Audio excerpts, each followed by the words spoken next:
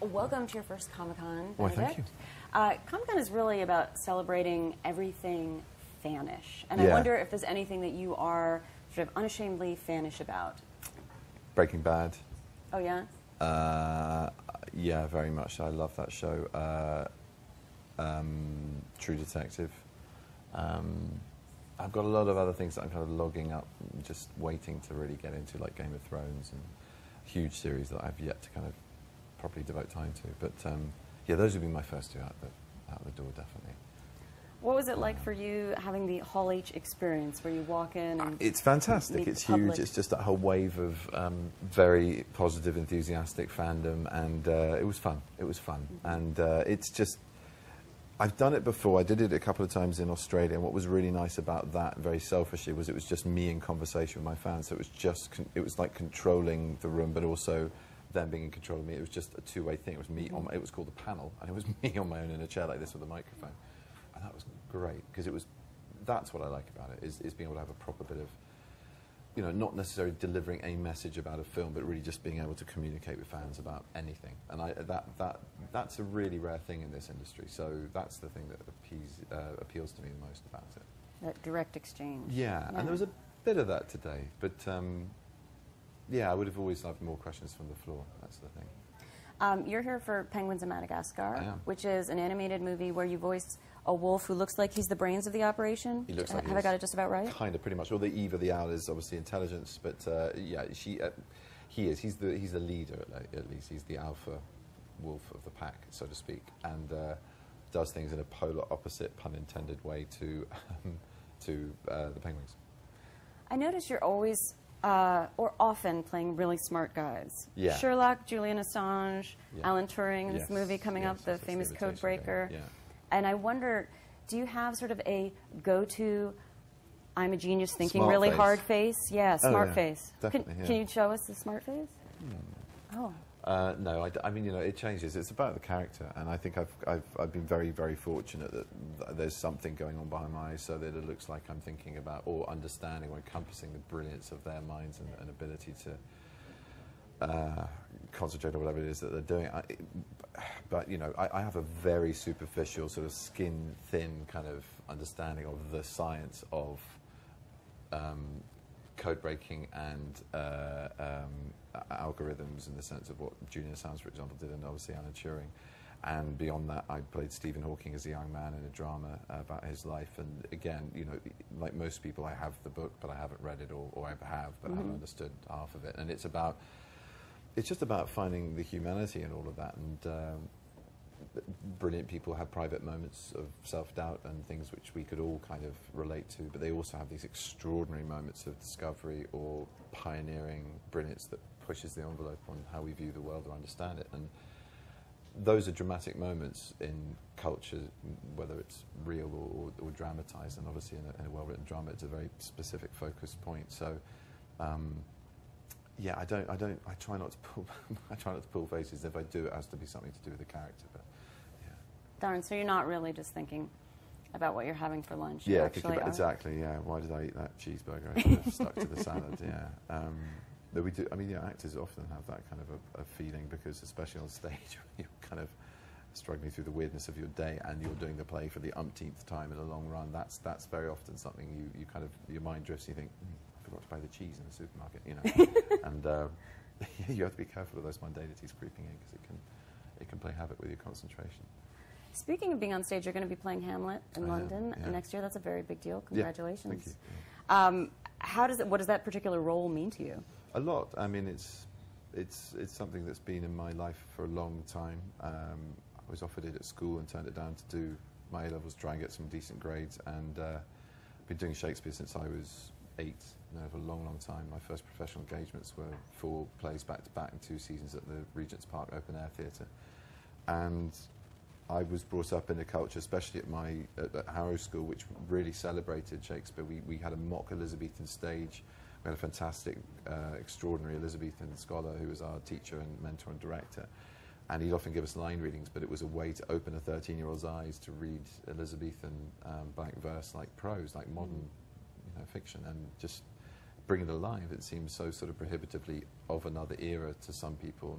And even for me, when I'm sat in an audience for the first 5 minutes of a play, I very often have to just sort of tune into it. But the gift my teacher Jeremy Lemmer gave me was to be able to then, just be able to pick it up at random and get into it. So contact with that, but the actual play itself, I've seen very many productions of, and just I'm of an age now where I think it's sort of now or never, and I found the right director who was really, really, really enthusiastic about doing the play with me. This brilliant female director called Lindsay Turner, who's just a phenomenon. I think she's the greatest director of her generation. I'll be that bold, and she's a good friend, and she's a great collaborator, and we've been talking about it for over a year already. We don't even start rehearsals until next June, so it means a lot to me. Very excited about it. It's interesting, I think most actors, it appeals to them initially because it feels like an everyman part, which it is to an extent. You have to bring a lot of yourself to it, which really appeals. I've been playing quite a wide range of characters, I guess, character traits and eccentricities, differences to me, alternate realities and ways of being, and this is something that can be brought back more to who I am, how I sound and move, and that appeals. But what I'm really continually finding out as we investigate the play is how much of an actor he is. I think that's the real appeal. He, from the beginning of the play, he doesn't seem to want to be in the play. He wants to get out and go back to university, and his stepfather and his mother, or his uncle's stepfather and his mother, drag him back into courtly life and being the prince, and putting on that face of suffering it. And then the other appeal is the amount of direct communication you have with your audience with Hamlet. There's just such a large portion of it where you become very intimate.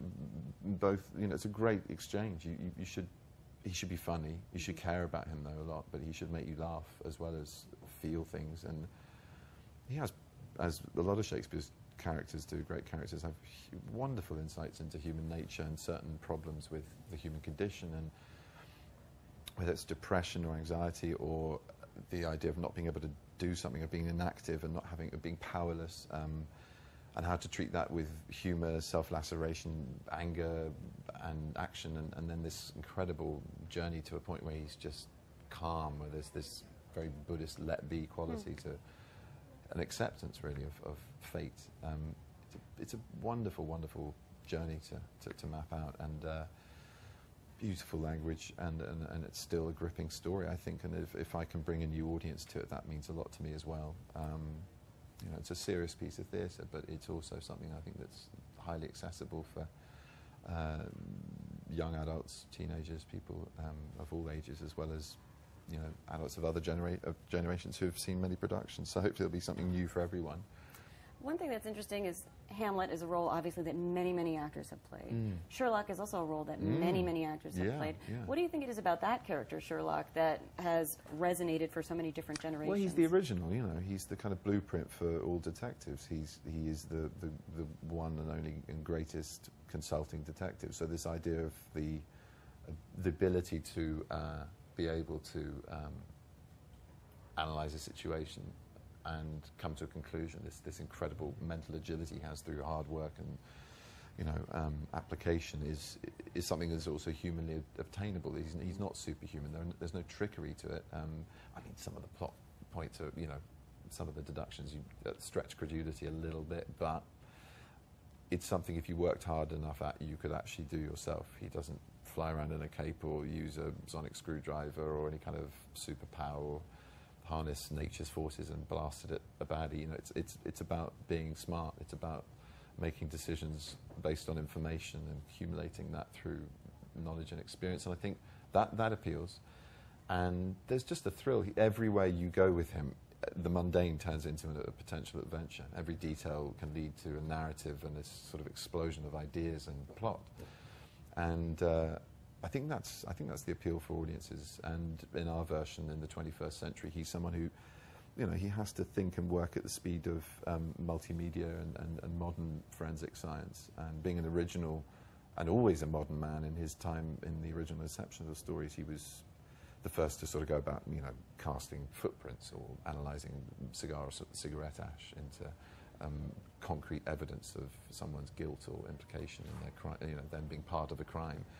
So I think all of these things, they're not tricks, they're hard-learnt skills, and that in our version has to be sort of ramped up to another degree. And also you get to see a guy who's just slightly on the edge of being different, and he's a hero for people who feel that they are slightly different or maybe slightly on the edge of society, and that's been a huge appeal in a modern sense. And to see him using the interface of media, but not social media, I think he abhors that, but science and means of communication to deduce and solve is you know, the crimes and capture and yeah, do his job with the criminals is really satisfying. It's brought him, as he was already, a modern man of the 20th century into the 21st. So yeah, I think that's the general appeal of him, but also our specific version is something that's very relatable, you know, for its audience. Last question. You can walk the halls of Comic-Con dressed as anyone you want. Yeah. No one would recognize you. John Malkovich. John Malkovich. Yeah, I think just everyone should walk the comedy. You know, I mean, he's here, so why isn't everyone wearing Malkovich? Good masks? idea. We've seen the film, right? Let's all be John Malkovich. Let's Spike Jones it.